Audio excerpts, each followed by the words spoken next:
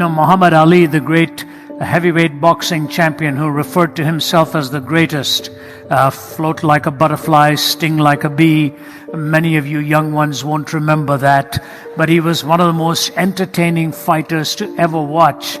Kept always saying he was the greatest.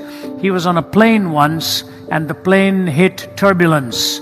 And so the commander or the captain of the plane, the pilot, ordered everybody to fasten their seat belts. And everybody complied except Muhammad Ali. So the flight attendant came over to him and said, "Sir, please fasten your seat belt." To which he said, "Superman don't need no seat belt." And she said to him, "Superman don't need no airplane either." Very recently, two of the best-known football players in the world, Cristiano Ronaldo and Lionel Messi, were being interviewed. And Ronaldo was telling the interviewer he believed that God sent him into the world to teach the world and show the world how to play football. So the interviewer looked at Lionel Messi and asked him what he thought of the comment. Messi paused and said, "I don't remember sending him."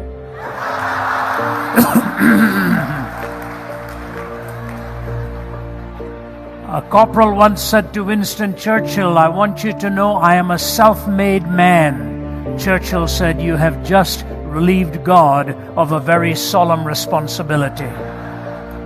We like to think we are omnipotent. We like to think we know so much. We go through life pretending more than being actual and real. We define ourselves by what we do. That's what existentialism is all about. We define ourselves by what we feel and what we do. But we are to define ourselves with our essence, what we were meant to be, human beings. Then you define the doings. O Lord our God, Lord, how majestic is your name in all the earth. You have set your glory above the heavens. From the lips of children and infants you have ordained praise, because of your enemies, to silence the foe and the avenger. When I consider your heavens, the work of your fingers, the moon and the stars which you have set in place, what is man that you're mindful of him? The Son of Man that you care for him. You made him a little lower than heavenly beings and crowned him with glory and honor. You made him ruler over all the works of your hands. You put everything under his feet, all flocks and herds and beasts of the field, the birds of the air and the fish of the sea, all that swim the paths of the seas. O Lord, our Lord, how majestic is your name in all the earth. When you talk about the glory above the heavens, the incredible planets in motion, and then you come to see a little baby. Out of the mouths of babes you have ordained praise. You see, a child can look with marvelous adornment at the sunset or the sunrise. You can sit in a porch at night and watch a beautiful sunset and be in awe, but the sun will never repay the compliment. The sun will never look at you in awe and say, "My goodness, how amazing this human being is."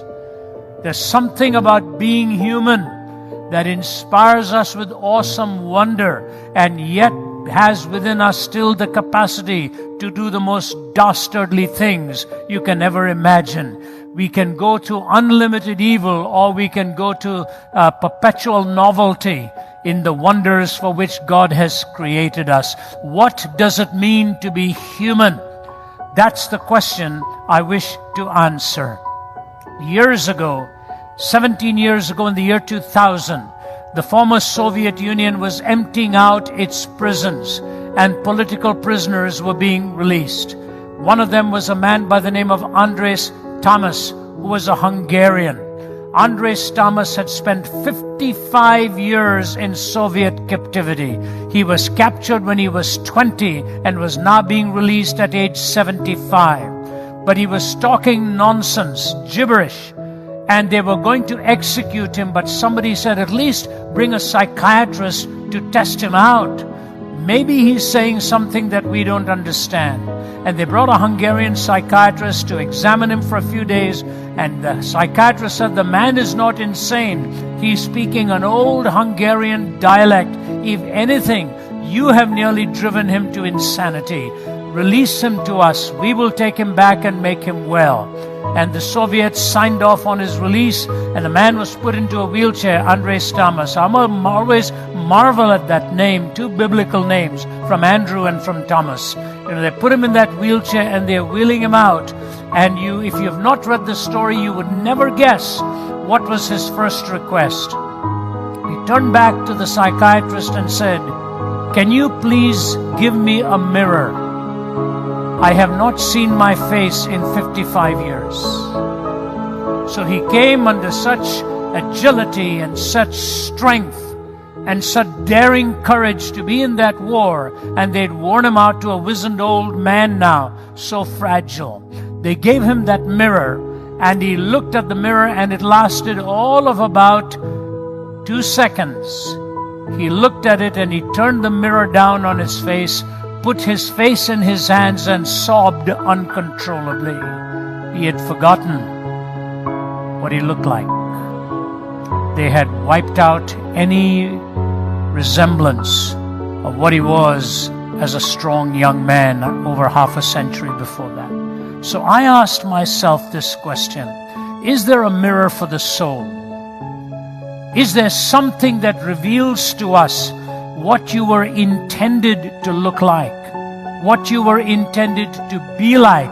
Or are we sort of on the high seas without chart or compass, nothing to navigate, nothing to help us understand where we are in this thing we call life?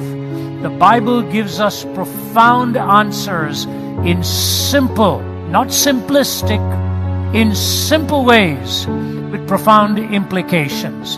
The first is this: it talks about as us being the product not of the random collocation of atoms, but of the will of a divine creator. We are part of the glory of creation.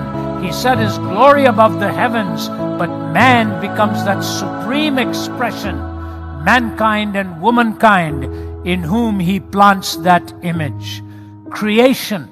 The moment you know that life has a story and life has an author, you know there is a plot, you know there is a plan. You can't just say you are here totally by accident.